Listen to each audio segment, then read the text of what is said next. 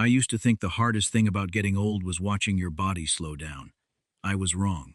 The hardest thing is standing in your own living room, holding something you love more than your next breath, and realizing the ground beneath you was never solid to begin with.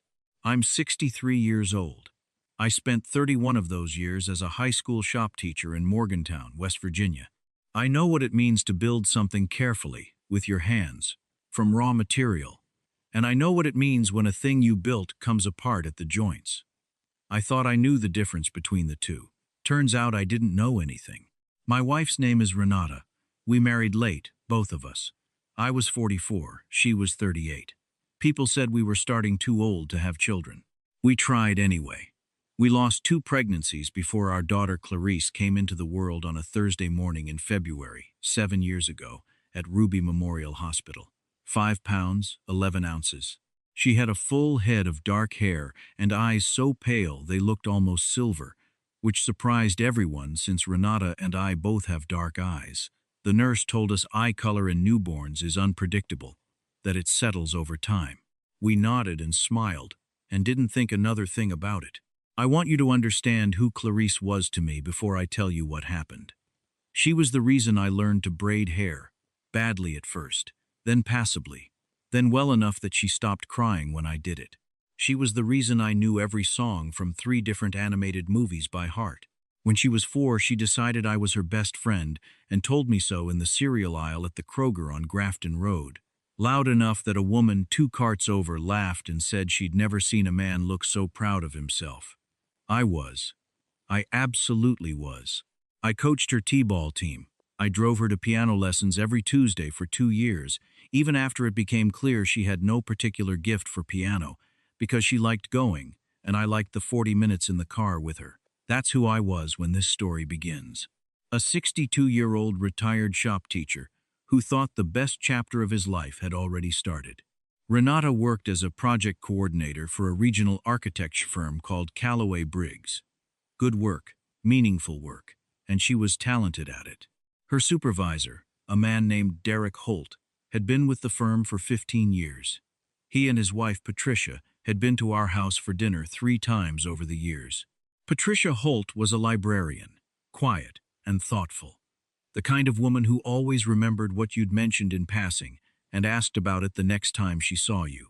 At our last dinner together, she asked Clarice what book she was reading, and then spent 20 minutes on the floor of our living room talking about it with her, genuinely, not performing interest. I liked Patricia Holt. I want you to know that before I tell you what she became part of, against her will, without her knowledge, Clarice had been spending more time at Renata's office on school breaks. Derek had a daughter around the same age, and Renata said Clarice liked having someone to play with while she wrapped up work. I thought nothing of it. Derek was a colleague. Patricia was their daughter's mother. These were people we knew. 7 months ago, on a Saturday morning in November, I was sitting at the kitchen table going through some old photographs. Renata had gone to run errands. Clarice was at the neighbor's house.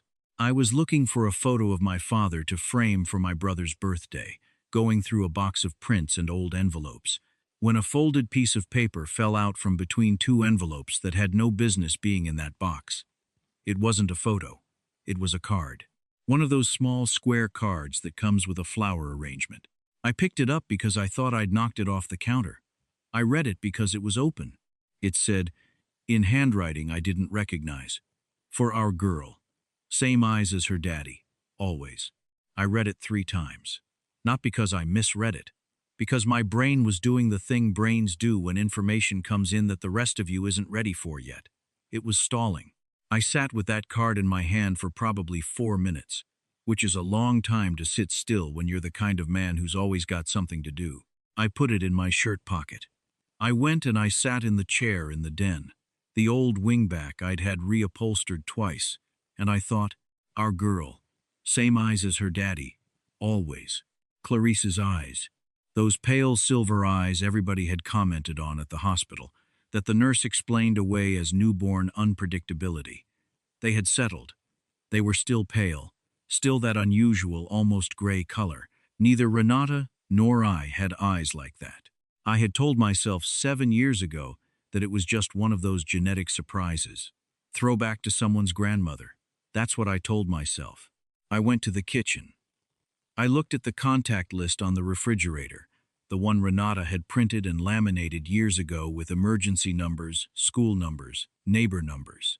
Derek Holt's cell number was on it, listed under work emergency. I don't know why I looked for it there. Instinct, maybe. I took a photo of it with my phone. Then I went to the filing cabinet in the corner of the den where Renata kept her personal papers. She'd never asked me not to look in it, and I'd never had reason to. The third drawer had a small accordion folder with tabs: medical, taxes, insurance. And one tab, handwritten in pencil in a way that didn't quite match the others, labeled CG Docs, CG, Clarice Grace. Inside were medical papers, standard pediatric checkup records, which I recognized. But underneath those, 3 sheets I didn't recognize: lab results, a paternity test. Private, not through our doctor, through one of those mail-in services. Dated 8 months after Clarice was born. I don't need to tell you what the result was. You already know. I stood there in my den, in my house, in the quiet of a Saturday morning, and I felt the floor do something it had never done before. Not shift, not tilt, just go thin, like ice in early spring. Like if I moved wrong, it would give. I didn't cry. I want to say that clearly because I expected to. Instead, I felt something very still come over me. The way it gets in a workshop when the machines all stop at once and you can suddenly hear every small thing. I was aware of the hum of the refrigerator. I was aware of the cardinal outside the kitchen window. I was aware of the card in my shirt pocket pressing against my chest. I made myself think like a shop teacher. Materials first. What do I have in front of me? A card with his handwriting. A paternity test confirming it. 7 years of a lie that was apparently confirmed and then buried deliberately. She had ordered that test, gotten the result, and put it in a labeled folder in my own filing cabinet because she needed somewhere to keep it and maybe couldn't bring herself to destroy it. I don't know what that means about her. I've thought about it since, and I still don't know. I photographed everything in that folder, in order, with my phone, slowly. My hands were not steady. I made them be steady anyway. Then I sat down at the kitchen table and I thought about what to do with what I had. The thing about being 63 is, you have lived long enough to know that revenge that feels good in the moment very often costs you something you can't get back. I didn't want to blow up my daughter's life. I didn't want to appear at Derek Holt's door with accusations that could be denied. I wanted the truth to go where it belonged, cleanly, with evidence. And I wanted to do it in a way that protected Clarice from as much of the blast as possible. I thought about Patricia Holt for a long time. I thought about her sitting on my living room floor talking to my daughter about a book. I thought about the fact that she had been lied to for at least 7 years, possibly longer, by a man she trusted and a woman she had sat across from at dinner. Whatever I decided to do, Patricia Holt deserved to know what I knew. I found her email address in an old community newsletter from Clarice's school fundraiser, where Patricia had been listed as a volunteer. I wrote her one email, 3 sentences. I said I had found something in my home that she needed to see, and that it concerned both of us. I attached the photos of the card and the paternity test. I said she could call me, or not, but that I thought she deserved the truth the same as I did. Then I closed my laptop and I drove to the neighbor's house to pick up Clarice. She was covered in flour. They'd been making something with baking soda and vinegar, and it had apparently gotten away from them. She ran to the car and climbed in and said, "Dad, did you know if you mix those 2 things it explodes?" I said I did know that. She thought about it for a second and said, "You should have warned me." I said, "Would you have listened?" She said, "Probably not." And I laughed. A real laugh, from somewhere genuine, because that is who Clarice is, and nobody gets to take that from me. I made her lunch. I braided her hair while she watched something on television. I didn't say anything to Renata when she came home. I set the table. We ate dinner like a family. I watched Renata across the table, and I tried to find the woman I'd married in the woman I was looking at, and I found her, still there, which was almost worse than not finding her at all. 2 days later, my phone rang. A number I didn't recognize, but a 304 area code, same as mine. I answered. It was Patricia Holt, Her voice was quiet and very controlled in the way of someone who has been crying for 2 days and has made a decision to stop for the purpose of this conversation. She said she had looked at what I sent her. She said she had already spoken to a lawyer. She asked me one question. Did I intend to stay in my daughter's life? I said, she is my daughter. That question doesn't have another answer. Patricia was quiet for a moment.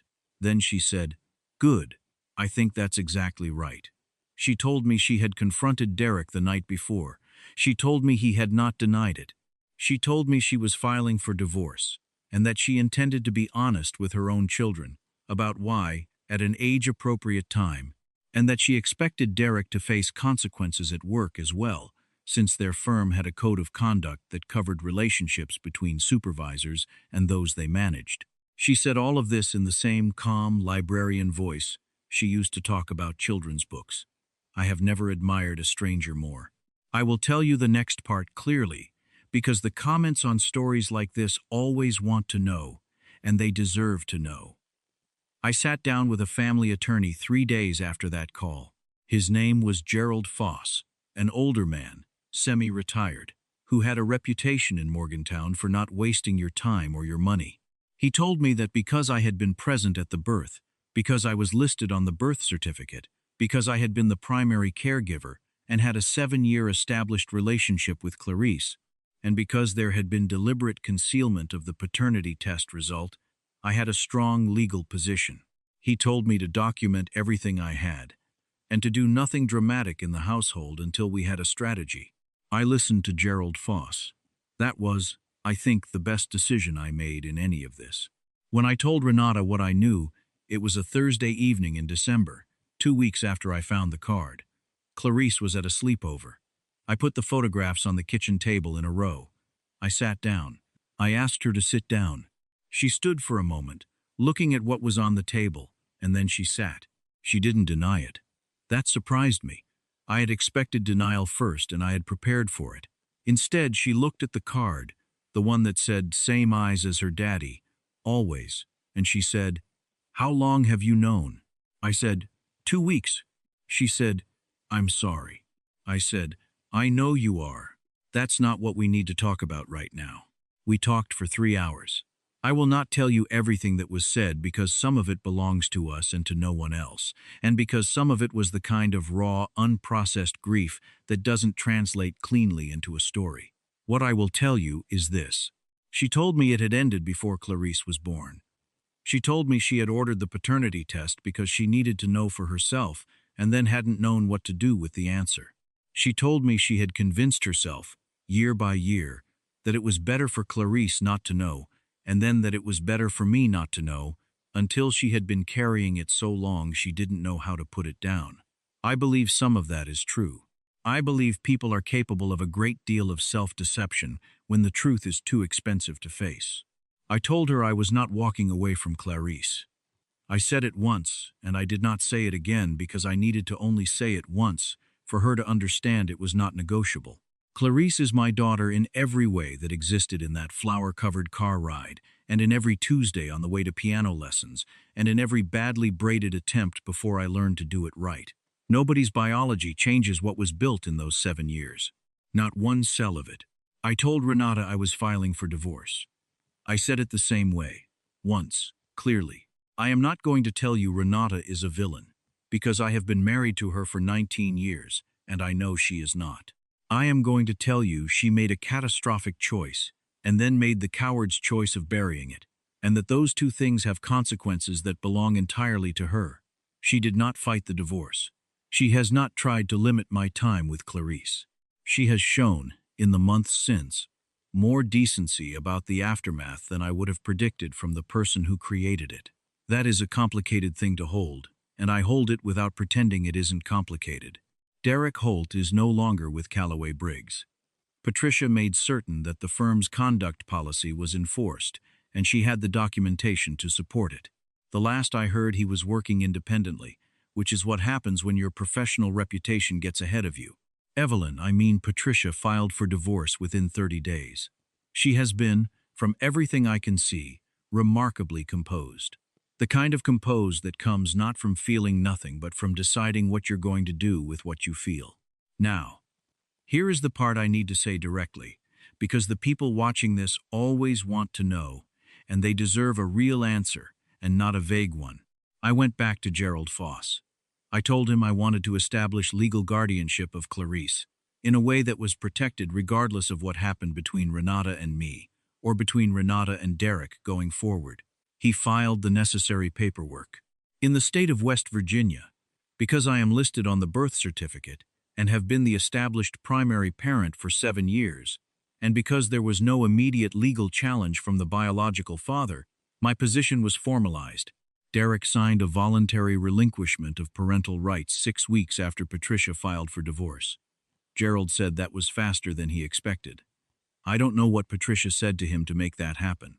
I have not asked, and I don't intend to. What I know is that on a Tuesday morning in January, I sat in Gerald Foss's office and I signed papers that said what was already true, that Clarice Grace is my daughter. Legally, permanently, without condition. I drove home from that office and I picked Clarice up from school, same as I always do on Tuesdays. She got in the car and she said, "Dad, Mrs. Brennan says I'm the best reader in the class." I said, "Did she really?" She said, "Well, she said I was one of the best."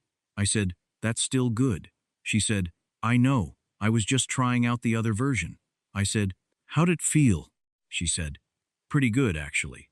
And I pulled out of the school parking lot and I thought, this is it. This right here. There is nothing on earth worth more than this. I want to say something to the fathers watching this, and to the grandfathers, and to any man who has ever loved a child who didn't share his blood. People will tell you that biology is the only thing that counts. People will tell you 12 weeks, or 7 years, or 20 years doesn't matter, because the DNA doesn't match. I am here to tell you those people are wrong, and not wrong in a small way. Wrong in the way that costs you your whole life if you believe them. I am 63 years old. I have 14 years of teaching behind me, and 1 daughter in front of me, and whatever years I have left are spoken for. Love is not something that waits for the lab results to come back. It doesn't need permission from a chromosome. I cut no cord in a delivery room. I was present for the braiding of the hair and the t-ball games, and the 40-minute drives to piano lessons for a kid with no particular talent for piano. And that is what a father is. Not the first minute. Every minute after. The night after I signed those papers, I went out on the back porch. It was January, and cold enough that I could see my breath. I stood there for a while in the quiet, looking out at the backyard where the old swing set still stood even though Clarice had mostly outgrown it. And I thought about the 19 years of my marriage, and the 7 years of my daughter's life, and the 6 months since that November Saturday, when a folded card changed the shape of everything I thought I knew. I thought about all the times I'd kept quiet to keep peace, about all the things I'd let go rather than press on them. I am a patient man. I have always thought of that as a virtue. What I understand now is that patience without discernment isn't a virtue. It's just a longer way of getting to the same loss. Real peace doesn't need you to look the other way. It just needs you to finally be willing to look. I went back inside. I checked on Clarice, asleep with her arm hanging off the side of the bed the way she always does. I tucked it back under the blanket. I stood there for a minute in the dark of her room and I thought, this is what I fought for. Not the papers. Not Derek's signature. Not the divorce decree. This, right here. If you are out there tonight, and you are in the middle of something that feels like it's going to break you open, I want you to know that it might. It might break you open a little. And on the other side of that is something you didn't have before. Clarity. Not peace exactly. Not right away, but clarity. A clean line between what is true and what you were told to accept. Hold the line on what you love. Handle the truth like a craftsman, carefully, in order, without letting anger make the cuts for you. And don't let anyone tell you that time is the only thing that makes a father. I've been a father for 7 years. I intend to be one for however many I've got left. If you know what that means, you know what this story is really about. And it was never about revenge. It was about not letting go of the only thing that ever mattered. Drop a comment and tell me where you're watching from tonight, friends. I read every one.